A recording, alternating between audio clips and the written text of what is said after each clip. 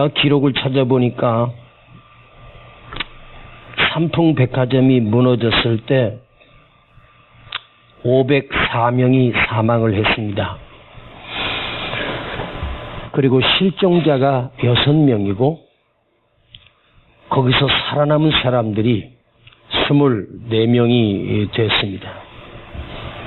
그런데 아주 장시간 동안 최명석이라고 하는 28살 된 군이 9일 만에 뭉겨진 그 건물이 붕괴된 그 사이에서 빗물을 받아먹고 자기 소변을 받아먹고 9일 만에 극적으로 구조가 됐고, 박승현 양은 무려 17일 만에 거기서 구조가 되고, 유지환 군도 11일 만에 구조가 되는 그런 기적이 일어났습니다.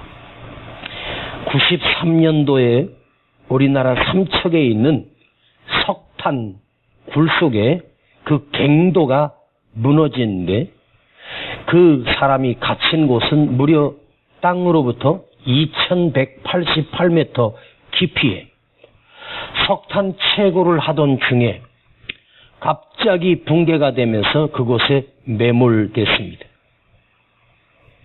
2188m 땅 속에 갱도가 무너져 있으면 산소가 어떻게 공급될 수 있겠습니까? 강제로 환풍을 이용해서 그 땅속까지 산소를 공급해 주지 아니하면 살아갈 수가 없습니다.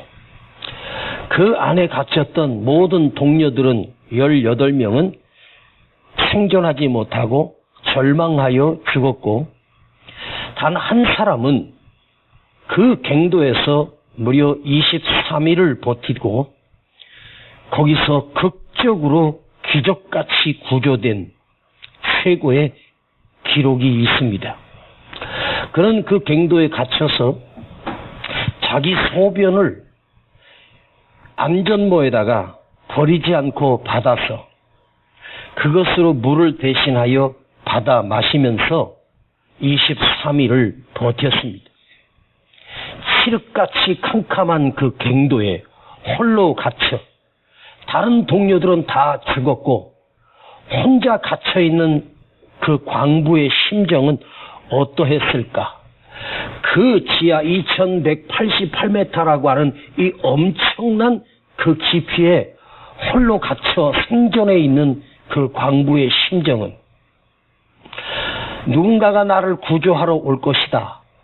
구조대가 아무리 노력을 한다고 해도 그 깊은 곳에 그를 구출해내기란 거의 불가능합니다.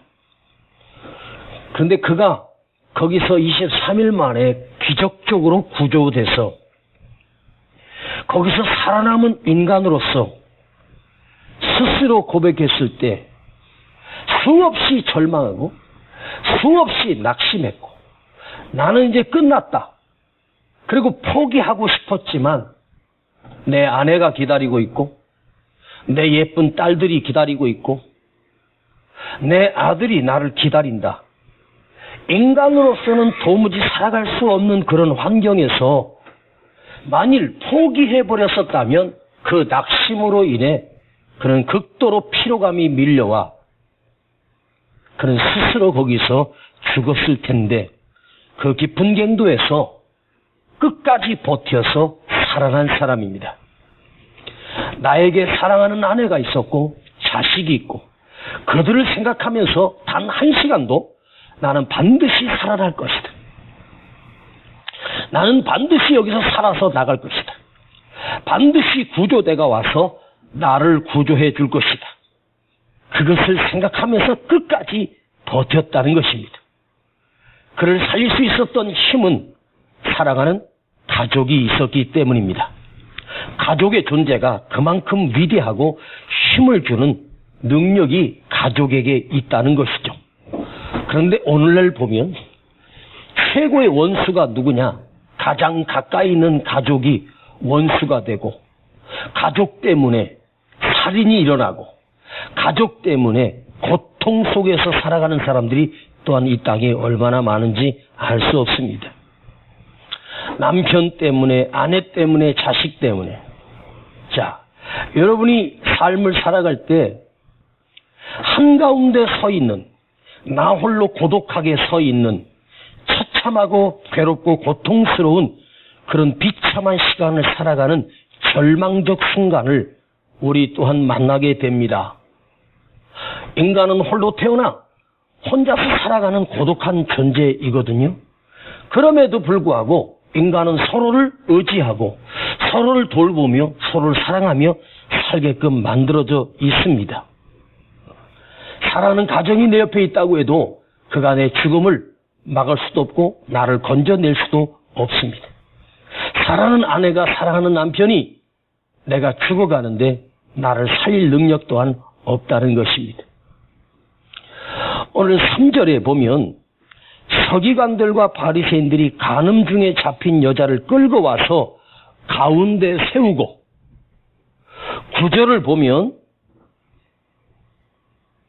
오직 예수와 그 가운데 섰는 여자만 남았더라. 이 이야기를 저와 여러분들이 너무너무 잘 알고 있는 내용입니다. 간음 중에 어떻게 용케 그들이 그 여자를 잡아서 데리고 와서 율법대로 돌로 쳐 죽이면 될 것을 무리 한가운데 세우고 예수님 앞에 세우고 그들을 둘러싸면서 그들의 손에는 무서운 돌팔매를 할 수 있는 잔뜩 든 돌을 들고 지금 살벌한 현장에 서 있습니다. 자, 그들을 둘러싸고 있는 그 사람들은 누구냐? 서기관들과 바리새인들입니다. 자, 서기관이 누구입니까? 율법을 연구하고 성경을 깊이 연구해서 성경을 가르치는 자입니다. 성경을 가르친다라고 하는 말은 하나님의 말씀을 내가 깨닫고 그 하나님의 말씀의 도를 그들에게 가르치고 선생이요, 뛰어난 자요, 지혜롭고 지식인들입니다. 또 바리새인들은 누구입니까? 바로 그 율법대로 철저하게 하나님 말씀대로 철저하게 지키며 살아가겠다라고 하는 그런 사람들입니다. 그러니 하나님의 말씀을 공부하고 묵상해서 가르치는 사람, 또 하나님의 말씀대로 철저하게 살아가려고 하는 이스라엘 백성들 중에 3%도 되지 않는 엘리트 그룹들, 가장 믿음에 좋은 사람들, 가장 하나님을 사랑하는 사람, 가장 하나님을 두려워하는 사람들이 예수와 이 간음한 여자를 한가운데 세우고 이제 신호가 들려지면 그 순간에 돌을 들어 그 여자를 향해서 사정없이 내리쳐 그 현장에서 간음한 여자를 죽이면 끝이 나는 것입니다. 그러면서 그 한가운데 있는 여자를 향하여 예수님에게 묻는 것입니다. 율법에 의하면 당신은 저 여자를 돌로 쳐야 하는데, 우리는 돌로 치려 하는데 선생은 어떤 결정을 내리시겠습니까? 당신이 하나님이라고 하면서 하나님의 아들이라고 하는데 저 여자를 살릴까요? 죽일까요? 당신이 결정하라. 자, 죽음 앞에 벌벌 떨고 있는 이 간음한 여자가 옷은 반쯤은 벗겨졌을 것이고 가장 부끄러운 부분만 간신히 가리운 채 웅크리고 그곳에 주저앉아 벌벌 떨고 있지 않겠습니까? 죽음의 공포가 밀려옵니다. 수치심의 공포가 밀려옵니다. 두려움이 그를 사로잡고 있습니다. 지금 사람들은 돌을 들고 이 여자를 죽이겠다고 서 있습니다. 이 상황 가운데 내가 놓였다고 한번 생각해 보십시다. 이 두려움 속에, 이 고독 속에, 이 수치심 속에 이제는 곧 죽을 수밖에 없는 사형 선고를 받은 이 여자의 심정은 어떨까? 그런데 이 여자를 둘러싸고 있는 그 사람들은 단순한 사람들이 아닙니다. 죽이려고 살기 등등하여 서 있는 절망의 한복판에 세워놓고 이제는 도저히 빠져나올 수 없는 그런 위기 앞에 서 있는 것입니다. 이 여자를 한번 생각해 보십시다. 인간이 살아가는 모든 역사에는 창녀들이 존재했었습니다. 누가 창녀되고 싶은 여자가 어디 있겠습니까? 나도 좋은 남편 만나 좋은 가정을 이루고 아이를 키우며 남편의 사랑을 받고 행복하게 살려고 그게 그 당시의 여자의 꿈이 아니었겠습니까? 얼마나 비참하면 몸을 팔아야 먹고 살 수밖에 없는 창녀가 되고 싶었겠습니까? 그 삶의 환경을 한번 그 여자를 만나면 한번 처지를 한번 물어보고 싶어요. 삶이 너무너무 절망적이었기 때문에 나를 도울 자도 없고 나와 함께 해줄 남자도 없어요. 그래서 몸을 팔아야 살아갈 수밖에 없는 이 비참한 여인, 그 삶의 환경 또한 한가운데 서서 두렵고 떨리는 마음으로 고독함으로 살아가고 있는 그 여자가 지금 하나님을 가장 사랑한다라고 하는, 하나님을 가장 믿는다고 하는 그 사람들에게 둘러싸여 죽음의 절망 앞에 서 있습니다. 이 여자의 삶은 살아도 사는 것이 아닙니다. 차라리 거기서 돌팔매질을 당해서 내 목숨을 끊는 것이 오히려 더 행복할지도 모를 것입니다. 이 둘러싼 서기관들과 바리새인들, 이 여자를 경멸하듯이 지금 바라보고 있습니다. 어떻게 바라보고 있을까요? 이 더럽고 추한 여자야. 어디 여자가 할 게도 없어서 몸을 팔아서 음란의 죄를 짓고 간음하며 이 남자 저 남자를 수없이 받아내며 이 더럽게 추하게 사냐? 네가 사람이냐? 인간이냐? 하면서 경멸하듯이 지금 바라보고 있습니다. 너는 더러운 여자야. 마땅히 너는 죽어야 돼.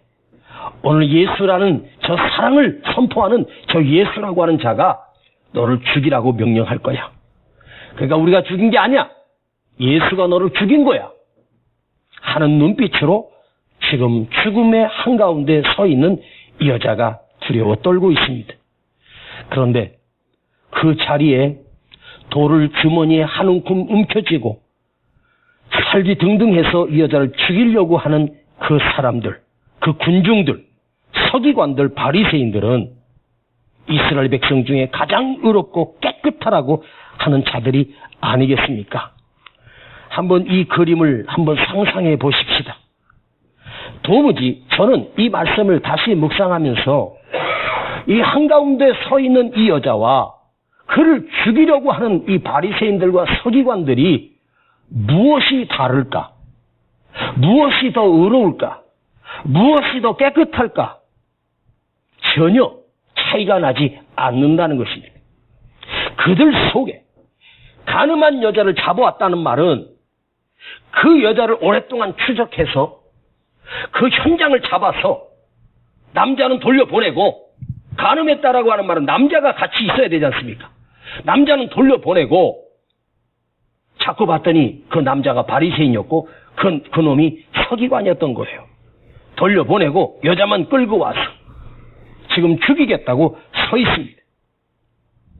지금 남자는 어디로 갔는지. 그런데 그 여자랑 간음했던 그 여자랑 몸을 섞었던 그 남자들은 지금 돌을 들고 서 있는 바리새인들과 서기관들이 아닐까?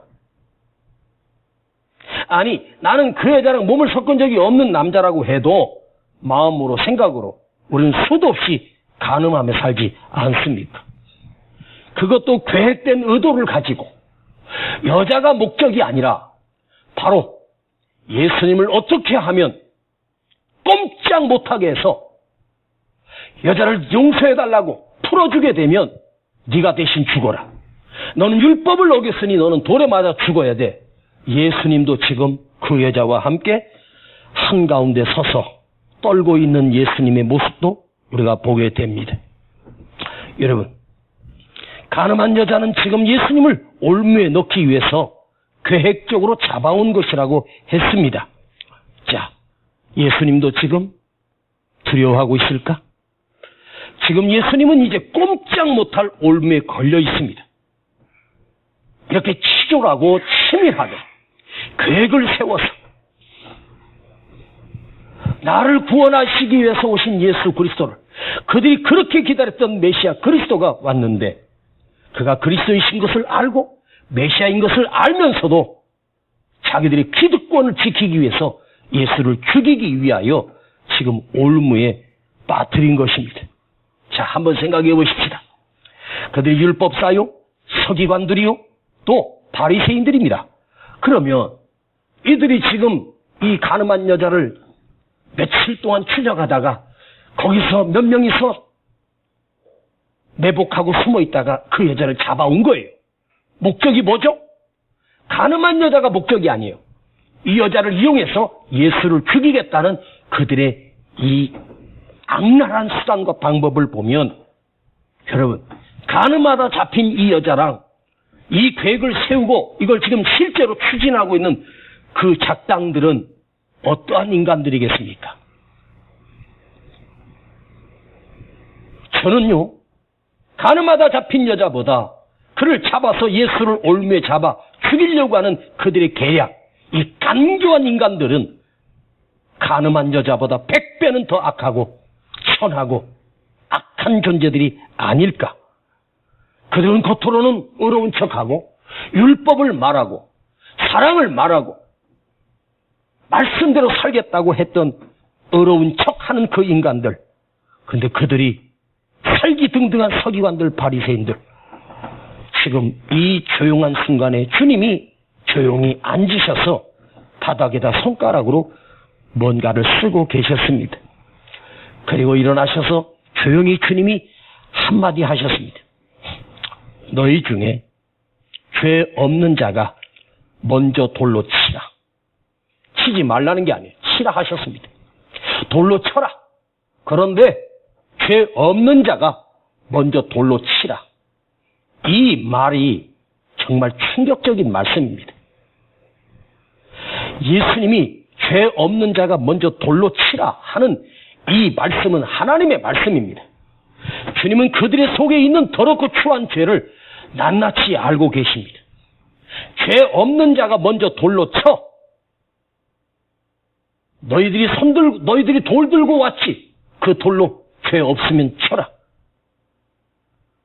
말을 바꿔 말하면 죄 없는 자만 칠 수 있습니다. 죄 있는 자는 칠 수가 없다는 말입니다. 그 말은 우리에게 적용해야 되겠죠? 우리가 누구를 비난하거나 누구를 판단하거나 누구에게 죄를 지적하기 전에, 돌을 던지기 전에 죄 없는 자가 지적하라. 흠 없는 자이거든 너는 지적해라. 주님이 누군가를 만나서 다시는 죄를 짓지 말라 하십니다. 38년 동안 누워있는 사람을 찾아가서 다시는 죄 짓지 말라. 안진뱅이를 찾아가서 다시는 죄를 짓지 말라 요구하시는 이유가 뭘까요? 예수님만이 그 말씀을 하실 수 있기 때문입니다.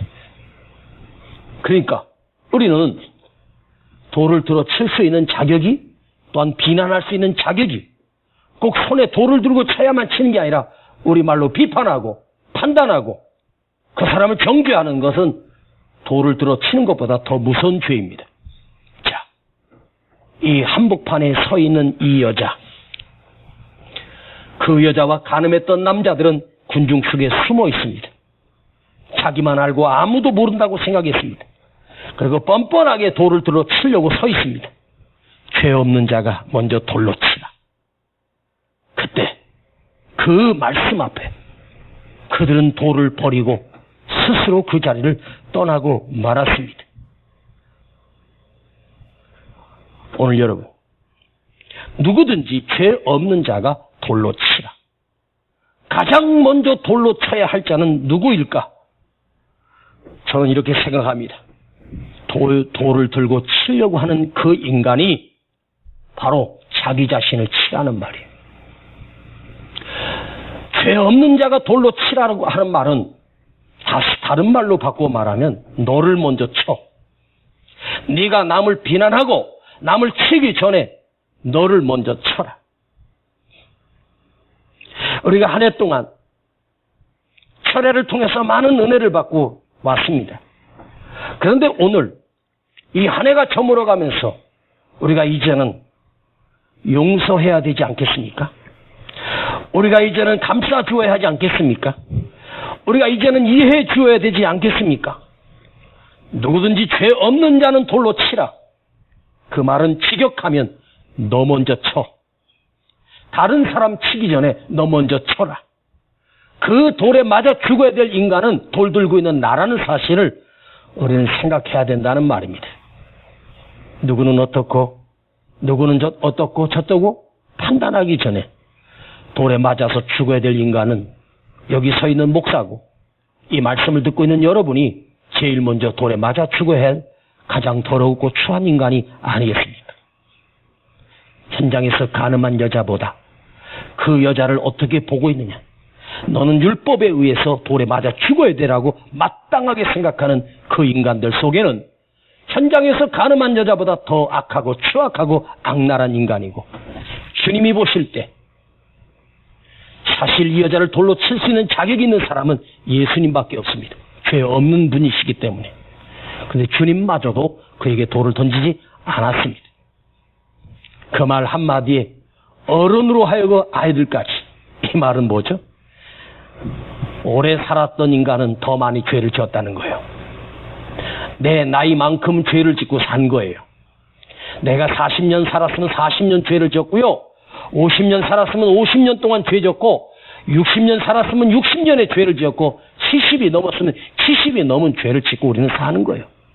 우리 인간은요, 내가 아무리 예수를 믿는다고 해도 횟수를 사는 만큼 우리는 죄악 덩어리로 사는 거예요. 죄가 절대로 없어질 수 없어요. 매일매일 생각으로, 마음으로 우리가 분노하고 미워하고 이해하지 못하고 수없이 돌팔매질했던 그 죄들이 내 안에 쌓여있지 않겠습니까? 다 가버렸습니다. 완전히 소멸돼 버렸습니다. 그리고 주님과 이 여자 단둘이만 그 현장에 남았습니다. 자, 절망의 웅덩이에, 절망의 한가운데 두려워 벌벌 떨고 있던 이 여인을 주님이 지금 함께 계시고 계십니다. 오직 이 여자에게 돌을 던질 수 있는 예수님이 그 여자에게 돌을 던진 것이 아닙니다. 그 여자와 함께 해주셨습니다. 그 여자를 지켜주셨습니다. 주님은 돌을 든 것이 아닙니다. 그를 사랑해 주셨고 용서해 주셨고 이해해 주셨습니다. 인간을 절망의 골짜기에서 건져낼 수 있는 분은 누구일까? 여러분, 이 세상 그 누구도 나를 이 절망의 골짜기에서 구출해내 줄 수 있는 인간은 단 한 사람도 없습니다. 나를 구출해 줄 수 있는 분은 오직 예수님밖에 없습니다. 예수님만이 가장 고독한 한가운데 서 있는 우리의 삶에 찾아오셔서 나를 어루만져 주시고 지하 2188m의 캄캄한 현장 속에서 그 석탄굴에서 갇혔던 그 사람처럼 때로는 억울하고 답답하고 누명을 쓰고 수치심으로 고통스럽게 서 있는 절망 한가운데 서 있는 나를 살려내신 분, 바로 우리 주님 예수 그리스도이십니다. 보십시오. 이 절망의 한가운데 있는 여자는 참 묘한 상황에 예수 그리스도를 만났습니다. 난 이 부분을 또 한번 생각해 봤어요. 제가 이 본문 가지고 수없이 설교를 했는데 생각하면 생각할수록 더 깊어지는 거예요. 나이가 들면 들수록 더 깊은 생각이 들어요. 자, 현장에서 가늠하다가 그 추한 모습으로 반 이상 발가벗겨져 있는 그 상황으로 부끄러운 부분만 간신히 가리우고 예수 그리스도를 만나게 되잖아요. 와, 얼마나 치욕스럽고 얼마나 부끄럽고 얼마나 떨리겠습니까? 근데 우리 주님이 우리가 의로울 때, 우리가 기도할 때, 우리가 찬양할 때, 예배할 때, 거룩한 때 주님이 찾아오신 것도 계시지만 사실 진짜 주님을 만나는 현장은 내가 죄에 떨고 있고 죄로 인하여 이것을 이길 수 없는 그 환경 현장 속에 주님이 찾아와서 함께 해주신다는 거죠. 여러분, 예수님이 이 땅에 왜 오셨어요? 사람의 몸을 입고 오시고 십자가에 갈기갈기 찢기시고 피 흘려 비참하게 죽으신 이유가 뭐죠? 바로 현장에서 가늠하다가 잡힌 이 여자를, 죄 속에서 벗어날 수 없는 우리를 살리시기 위해서 주님이 이 땅에 오신 거예요. 그 그가 원해서 주님께 나온 게 아니에요. 누군가에게 잡혀서 죽기 위하여 나왔는데 예수님을 만났습니다. 주님이 그를 만나 주셨습니다. 우리는 주님이 아니면 죽어도 살 수가 없습니다. 죽을 수밖에 없는 죄인이요, 비참하게 저주받을 인간입니다. 그런데 그 현장에 주님이 찾아오셔서 나를 만나 주시는 거야. 반드시 죽임을 당해야 될 그 환경 처지에, 그러나 그는 죽음의 한복판에서 주님과 함께 생명으로 다시 살아났습니다. 죽음의 한복판에서 나를 살펴주시고 나를 지켜주시고 나를 보호하시고 나와 함께 해주실 분은 예수님밖에 없다는 거죠. 저는 다니엘이 사자굴 속에 들어갔을 때 그 살보라고 그 굶주린 사자굴 속에 내가 던져졌을 때 그 누가 나를 보호해 줄 수 있겠습니까? 그 죽음의 한복판에 떨어진 다니엘을 전능하신 하나님이 들어와 다니엘과 함께 계셨습니다. 여러분, 이것을 아십니까? 내가 가장 비참하고 내가 가장 고독하고 내가 가장 힘들 때 그 한복판에 나만 홀로 서 있는 게 아니라 사랑하는 우리 주님이 나와 함께 서 계신다는 사실을 기억하십시다. 절망의 터널 한가운데 갇혀있는 나, 절망의 한가운데 버려진 나, 몸소리치고 힘겨워하고 있는 내 삶에 주님이 찾아오십니다. 혹여 여러분이 생이 너무너무 힘들어서 요즘은 왜 그렇게 젊은 아이돌 가수들이 자살을 하는지 참 가슴이 아파요. 얼마 전에 설리라고 하는 가수가 죽으니까 구하라라고 하는 그 언니가 설리에게 이렇게 그 장례식에서 말했답니다. 설리야, 이 언니가 네 목 대신 내가 끝까지 살아남을게. 그랬던 애가 한 달도 채 되지 않아 자기도 스스로 목숨을 끊고 자살을 했습니다. 그는 우울증으로 시달렸다고 합니다. 자기를 사랑하는 팬들만 있는 것이 아니라 비난하는 팬들이 댓글을 달고 악플을 달면서 그걸 이기지 못했다는 이야기도 있습니다. 한번 생각해보면, 아니 그 정도도 못 이겨? 그 정도도 못 이겨? 그걸 못 이겨내고 그렇게 목숨을 끊어? 죽음의 한복판에 주님을 만났다면 얼마나 좋았을까? 예수님을 만났다면 얼마나 좋았을까? 오늘 여러분 스스로 인간은요, 대단하든 대단치 않든 인간은 모두가 다 이런 의식이 가슴속에 있어요. 나는 위로받아야 될 사람이야. 나는 지금 위로가 필요한 사람이야. 나는 세상에 돈이 필요한 게 아니라 나는 위로가 필요한 사람이야. 그런데 나의 진정한 위로는 사람이 될 수 없다. 나의 진정한 위로자는 하나님밖에 없습니다. 나를 진짜 위로해 줄 수 있는 분은 예수님밖에 없다는 거죠. 오늘 여러분도 또한 예외가 아닙니다. 저도 예외가 아닙니다.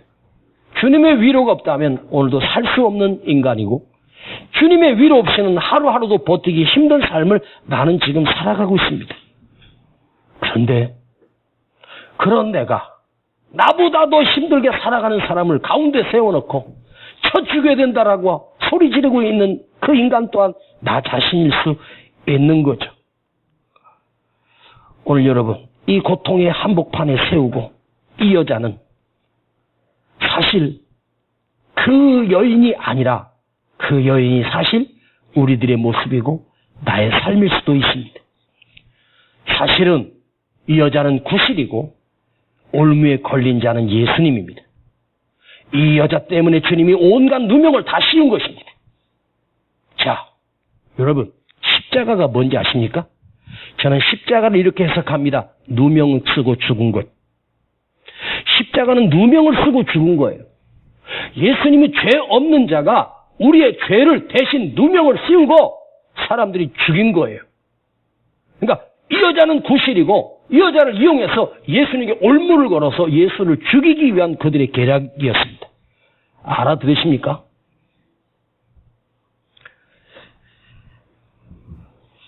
주님은 지금 자기 자신이 올무에 걸려 주님도 지금 어쩌면 떨고 있을지도 모릅니다. 주님도 위기의 한복판에 세워져 덜덜 떨고 계실지도 모릅니다. 누구 때문에? 나 때문에. 나를 살리시기 위하여 당신이 누명을 쓰고 결국은 십자가에서 죽으셨습니다. 오늘 이걸 생각하십시다.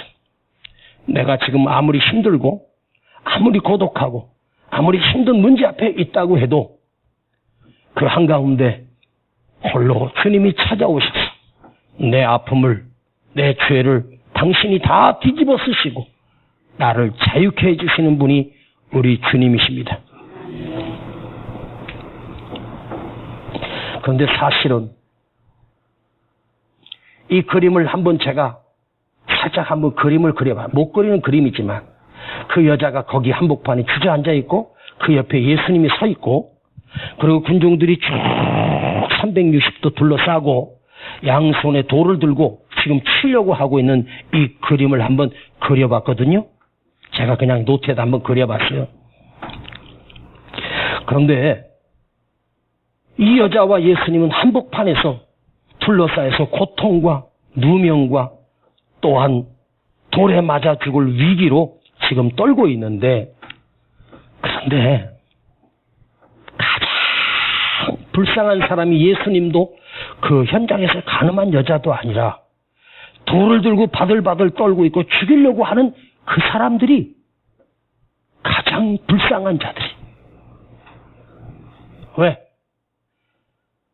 자기들은 돌로 쳐 죽이려고 하는 그 악한 인간들은 오히려 완악하고 예수님이 십자가에서 피 흘려 죽으셨음에도 불구하고 오늘날까지도 2000년이 지난 오늘날까지도 그들은 예수 그리스도를 영접하지 않았습니다. 주님이 십자가에서 죽으신 그 피 흘림이 그들에게는 아무 능력이 되지 못했습니다. 이 불쌍한 사람들, 비참한 사람들. 그렇다면 내가 만일 돌을 들어 치려고 하는 그런 사람이라면 나 또한 주님으로부터 그 은혜를, 주님의 그 놀라운 죄 씻음의 능력을 나하고는 상관이 없게 된다는 거예요. 무서운 얘기입니다. 아셨습니까? 주님이 그와 함께 계셔도 내가 만일 다른 사람의 허물을 지적하며 그 사람을 쳐 죽여야 된다고 입에 거품을 물고 소리 지르는 그런 악한 인간이라면 예수님의 십자가와 나와 아무 상관이 없는 가장 비참한 인생, 인격이 되고 만다는 거죠. 결론을 맺겠습니다. 나는 지금 어디에 서 있을까? 가늠한 여자를 끌고 와서 예수님과 같이 올무에 씌워서 여자와 예수를 함께 죽이려고 하는 그런 악랄하고 관악한 인간일까? 나는 가늠한 여자처럼 고개도 들 수 없고 부끄러움으로 치를 떨고 있고 울며 앉아있는 죽어 마땅한 그 여자와 내가 똑같은 인간이라면 오늘 이 한 해가 다 가기 전에 다시 한번 우리 자신을 돌아보십시다. 오늘 이 사건을 오늘날 한국교회에 옮겨와 그대로 재현한다면 주님이 우리를 향해서 너희 중에 죄 없는 자가 먼저 돌로 치라 할 때 내가 어디 죄가 있어?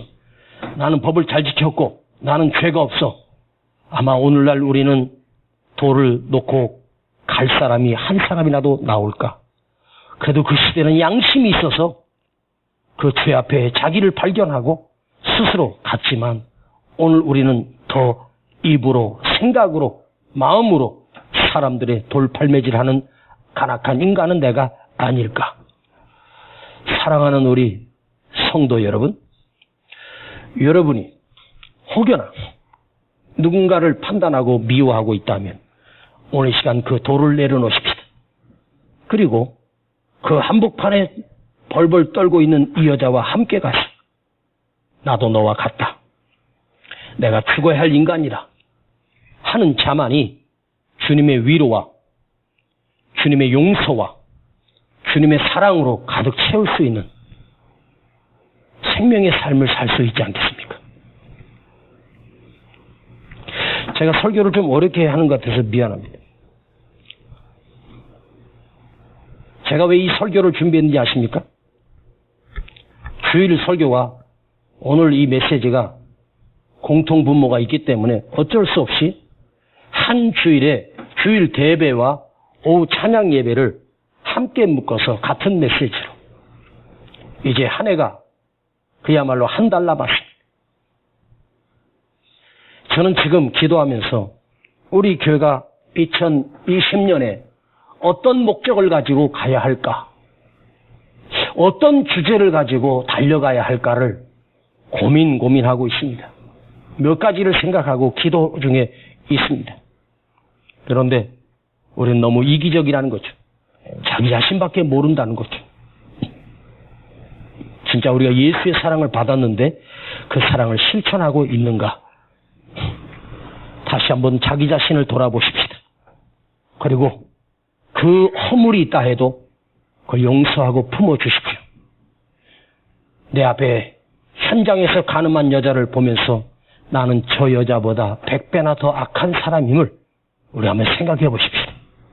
그러할 때만 우리 주님이 당신에게 가까이 오셔서 이 한복판에 서 있는 나와 함께 해주실 것이고 나를 어루만져 주실 것이고 나를 안아주실 것입니다. 기도하겠습니다. 아버지 하나님,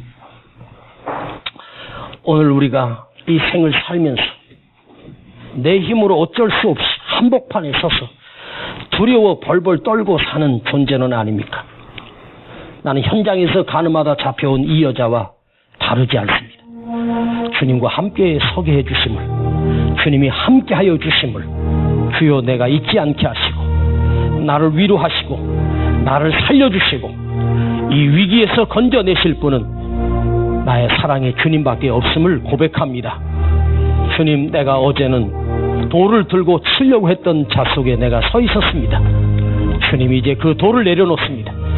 그리고 주님과 함께하며 가늠한 여자를 보면서 나도 저와 똑같은 인간이요, 그 허물을 넉넉하게 덮어줄 수 있는 우리 예수님의 모습으로 살아가기를 결단합니다.